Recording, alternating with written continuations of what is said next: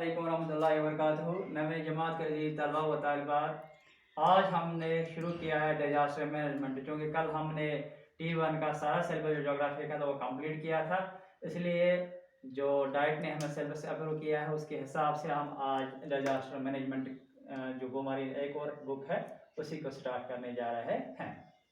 तो disaster management का जो पहला टॉपिक है वो है नेचुरल डिजास्टर, यानी कि कुदरती आफत। कुदरती आफत तो नेचुरल डिजास्टर किसको कहते हैं? Natural event,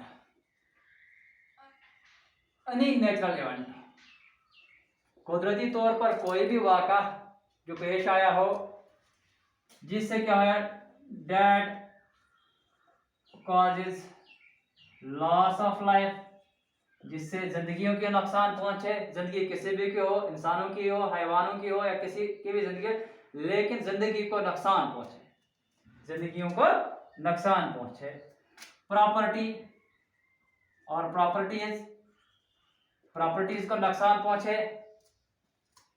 and sometimes disturb the ecosystem, यानी कि जो एक कम्युनिटी में एक कुदरती निज़ाम होगा, कभी कभी कोई नेचुरल इवेंट उसको भी डिस्टर्ब करता है, यानी कि उसका जो अपना वो मैकेनिज्म है, उस सिस्टम निज़ाम होता है चलने का, उसको भी नेचुरल ये सिस्टम को वो डिस्टर्ब करता है। कौन? कोई भी इवेंट। ये नेचुरल इवेंट है जो जिंदगियों को नुकसान पहुंचाता है, चाहे इंसानी जिंदगी हो, हैवानों की जिंदगी हो, प्रॉपर्टीज को भी नुकसान पहुंचाता है। और कभी कभी जो हमारी कम्युनिटी के अंदर एक नेचुरल इकोसिस्टम बना होता है, एक निज़ाम बना होता है, कुदरती निज़ाम, उसको भी डिस्टर्ब करता है।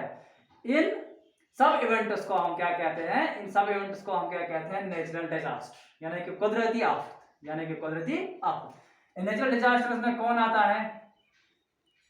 फ्लड्स है, अर्थक्वेक्स है, वोल्केनोज है, लैंडस्लाइड्स है, एक्सेट्रा। ये सारे इसी कुदरती आफत में शुमार किए जाते हैं। तो इसी टॉपिक को, इसी मजमून को, इसी मौजू को आगे हम जारी रखते हुए, क्योंकि हम पहले डिफाइन कर रहे थे नेचुरल डिजास्टर क्या है, कुदरती आफत किसको हम कहते हैं, यानी कुदरती तौर पर पेश आने वाला कोई भी वाक़ा जिससे जिंदगियों को नुकसान पहुंचे, जायदाद को नुकसान पहुंचे, और जो कुदरती निज़ाम एक कम्युनिटी के अंदर या क्या कह सकते हैं, एक कम्युनिटी के अंदर बना हुआ था, उसको डिस्टर्ब करे, उसको हम नेचुरल डिजास्टर या कुदरती आफत कहते हैं। तो इसकी एग्जांपल ये है, फ्लड्स है, अर्थक्वेक्स है, वोल्केनोज है, लैंडस्लाइड्स। तो सबसे पहला मौजू जो है हमारा नेचुरल डिजास्टर है, यहाँ पे हमारी बुक में जो वो है फ्लड्स। फ्लड्स किसको कहते हैं? Overflow of dry land, overflow of dry land या ओवरफ्लो और dry land when mixed with water, mixed with water, यानी कि जब सैलाब, जब पानी खुशक जमीन के अंदर चला जाता है और वो जमीन के साथ मिक्स होता है, उसकी ऊपरी तह जो है उसके साथ मिक्स होता है, या कई ऐसे इलाके होते हैं जो बिल्कुल खुशक होते हैं, और जब बारिशों का सिलसिला हो जाता है या कहीं पे बांध फट जाता है, तो वो पानी जो है, वो मिट्टी वाला पानी, वो ड्राई लैंड के अंदर, खुशक जमीन के अंदर चला जाता है। उसको हम क्या कहते हैं? उसको हम कहते हैं फ्लड्स। चाहे ये फ्रॉम रिवर्स और स्ट्रीम्स, कभी कभी दरियाओं का पानी उसके जो साइड्स होते हैं, उसके जो बैंक्स होते हैं, उनसे ऊपर चला जाता है और ये आसपास की जो खुशक जमीन है उसमें चला जाता है, उस पर तबाही करता है। या जो हमारे नदी नाले होते हैं, कभी कभी इनके ऊपर भी चला जाता है, जो आसपास की खुशक जमीन होती है, काफी दूर तक ये सैलाब चला जाता है। तो इसी को हम फ्लड कहते हैं, फ्लड, इसी को हम सैलाब कहते हैं। यानी कि जब नदी नालों का पानी कभी कभी उनके जो किनारों से ऊपर चला जाए और जो खुशकी जमीन आसपास है वहां चला जाए, और वहां किसी भी सूरत हाल में वहां की जो फसलें होंगी या जायदाद होगी, कोई जो मकान वगैरह, या कोई लाइफ होगी वहां, उसको नुकसान पहुंचाए, इसको हम फ्लड्स कहते हैं। यानी कि पानी का किसी भी नदी या किसी भी दरिया के किनारों से ऊपर बह जाना और दूसरी कोई ऐसी जमीन जो खुश्क हो उसमें चला जाना, उसको हम क्या कहते हैं? फ्लड्स, सैलाब हम इसको कहते हैं। कॉजेज ऑफ फ्लड्स, इसके काजेज क्या है, इसके वजूहात क्या है? सबसे पहले हैवी रेनफॉल, ये हमें सब पता है, यानी कि जब बारिशें बहुत ज्यादा होती है इस सूरत में सैलाब आता है। ये हमको सबको पता है, हम ये पर्सनली भी एक्सपीरियंस करते हैं। डिफॉरेस्टेशन, क्योंकि हमें सबको पता है जब हम डिफॉरेस्टेशन ज्यादा होती है, दरख्तों का कटाव ज्यादा होता है, उससे जो नेचुरल इकोसिस्टम है वो डिस्टर्ब हो जाता है। या तो उसके बाद जो मौसम वो तब्दील हो जाता है, या तो सैलाब बहुत ज्यादा आएगा, बारिशें बहुत ज्यादा होती है, या बिल्कुल खुशकसारी पड़ जाती है। तो डिफॉरेस्टेशन भी एक काज है किसका? ज्यादा बारिश पड़ने का, ज्यादा सैलाब का, ज्यादा सैलाब आना। अर्बनाइजेशन, ये मैंने कल भी डिफाइन किया, the process of becoming urban.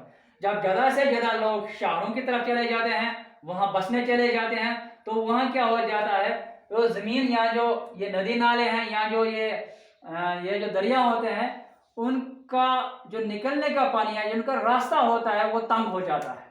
वो क्योंकि अब जब ज्यादा लोग शहरों की तरफ जाना है कि उनको मकान बनाने हैं, और जो ड्रेनेज सिस्टम है वो ब्लॉक हो जाता है, उसकी वजह से भी सैलाब, क्योंकि फिर मकान बना जाते हैं, जो नदी नाले छोटी छोटी नालियां होती है वो बंद हो जाती है, उसकी वजह से भी ये सैलाब आने का खतरा रहता है। इसलिए हम कहते हैं कि अर्बनाइजेशन भी एक ये फैक्टर है इसमें, किसमें? सैलाब के वजूहात में।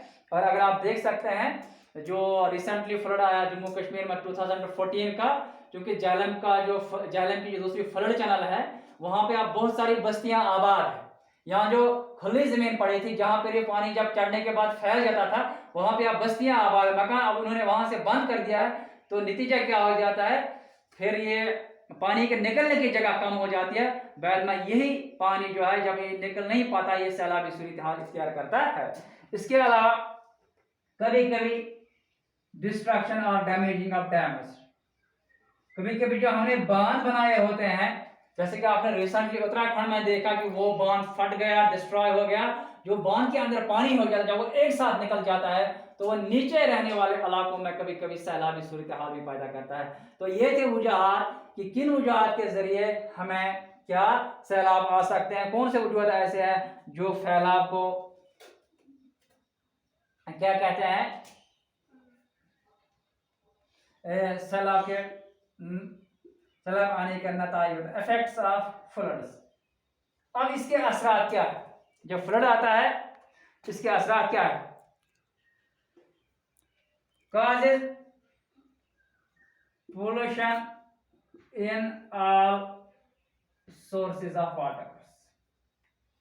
जब सैलाब आता है और जिस इलाके में आता है, वहां के तमाम जो फ्रेश वाटर सोर्सेज होते हैं वो सारे खराब हो जाते हैं, क्योंकि सैलाब अपने साथ मिट्टी लाता है, गंदगी लाता है, और जितने भी फ्रेश वाटर सोर्सेज है वो सब खराब हो जाते हैं, उनको गंदा कर देता है। ये इसका पहला इफेक्ट है। दूसरा, loss of life. Loss of life, इंसानों को भी कभी कभी ले जाता है, जो जानवर हमारे होते हैं वो उनको भी ले जाता है। हमारे जो प्रॉपर्टीज होती हैं, properties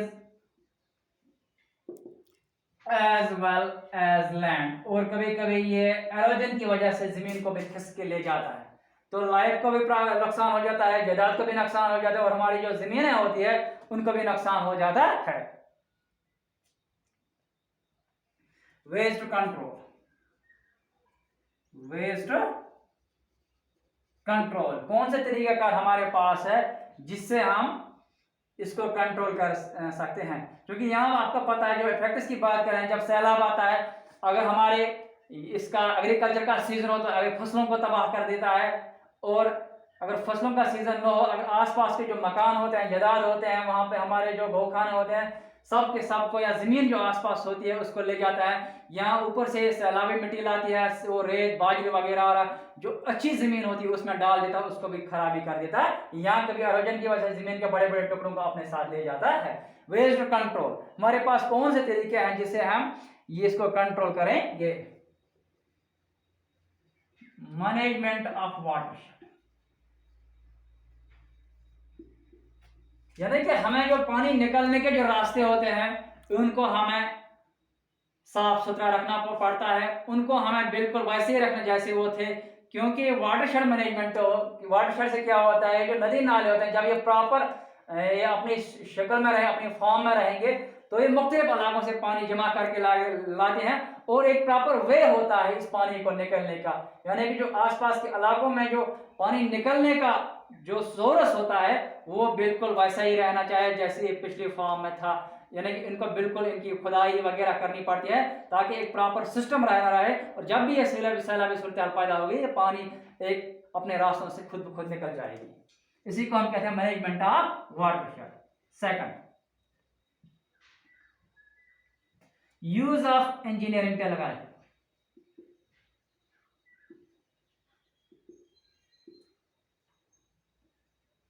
use of engineering technology, यानी कि हमें इंजीनियरिंग टेक्नोलॉजी भी यूज करनी चाहिए। हाँ, अगर हमें लगे कि सैलाबी सूरत हाल है और हमारे पास बहुत सारे हमने आप ये जो हम नदियाँ भी नहीं खोद सकते हैं, हम मोटर्स भी लगा सकते हैं, पंप्स भी लगा सकते हैं इस वाटर को निकालने के लिए। इससे पहले कि ये सैलाबी सूरत हाल इख्तियार करें या कोई और इंजीनियरिंग टेक्निक या कोई फ्लड चैनल हम दूसरी तरफ से निकालेंगे ताकि ये जो पानी का बहाव है एक दरिया के अंदर या इसी नाले के अंदर, इसको कम किया जाए, इसको रिड्यूस किया जाए ताकि ये किसी दूसरी जगह इस्तेमाल किया जाए, ताकि जो बस्ती है, ह्यूमन लाइफ है या कोई और प्रॉपर्टी है वो इस सैलाब से बचे। इंजीनियरिंग टेक्नोलॉजी, कभी कभी हम पंप्स इस्तेमाल करते हैं या कभी कभी हम बिल्कुल ड्रेनेज बना देते हैं या कभी कभी हम फ्लड चैनल्स बना देते हैं या कभी हम डैम बनाते हैं। डैम क्योंकि इंजीनियरिंग टेक्नोलॉजी से बनाने ऐसे डैम जिनको ब्रेक पड़ने का या फटने का चांसेस कम रह जाएंगे। तीसरा, प्रिपरेशन ऑफ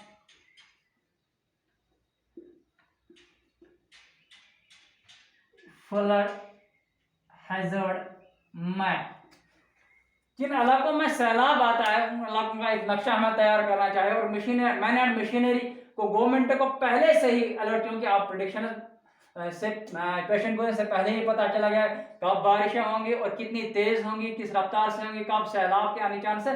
तो ये preparation of flood hazard map जो है, हमारे पास एक मैप होगा, एक नक्शा होगा, उस नक्शे से हमें खुद ब खुद पता चलेगा कि किन किन इलाकों में सैलाब आने का खतरा है और गवर्नमेंट उसी लिहाज से उन इलाकों में मैन एंड मशीनरी पहले से क्या ये डिप्लॉय करेगी और वो मैन एंड मशीनरी जो है वो अपने तरीके से वो इस्तेमाल करेंगे। तो जब वो इस्तेमाल में लाएंगी तो फ्लड सिचुएशन जो है वो किसी हद तक कम हो जाए या फ्लड के जो इफेक्ट्स है, जो इसके नुकसान है वो बहुत हद तक मिनिमाइज किए जाएंगे। तो आज हम पढ़ रहे थे नेचुरल डिजास्टर की हमने बात की, तो हम उसका जो पहला टॉपिक था फ्लड्स को हमने डिस्कस किया कि फ्लड्स किसको कहते हैं, इसकी वजूहात क्या है, इसके असरात क्या है और हम इसको किसी हद तक कैसे मिनिमाइज या कंट्रोल कर सकते हैं। आज के लिए इतना ही, बाकी वसल्लम।